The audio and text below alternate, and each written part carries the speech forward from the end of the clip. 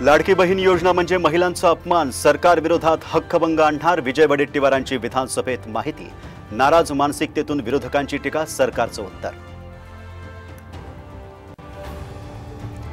10 वर्ष काय झोपले होते का? बार आणि पबवरील कारवाईवरून शरद पवारांचा सरकारवर निशाणा, तर शरद पवार ज्येष्ठ नेते शिंदेंची सावध भूमिका.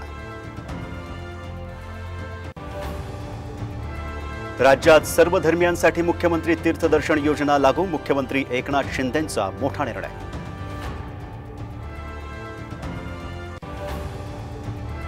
नाशिकमध्ये 1 रुपयात पीक विम्यासाठी शेतकऱ्यांकडून 50 ते 100 रुपयांची मागणी, साम टीव्हीच्या बातमीनंतर कृषी मंत्र्यांकडून कारवाईचं आश्वासन.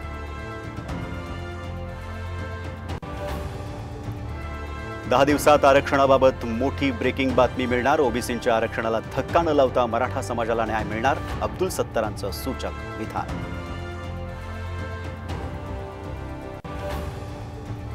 संतश्रेष्ठ ज्ञानेश्वर माऊलींच्या पालखी प्रस्थान सोहळ्याला सुरुवात, मुख्यमंत्र्यांची उपस्थिती, सोहळ्याला भाविकांची अलोट गर्दी, वारकऱ्यांचा उत्साह शिगेला.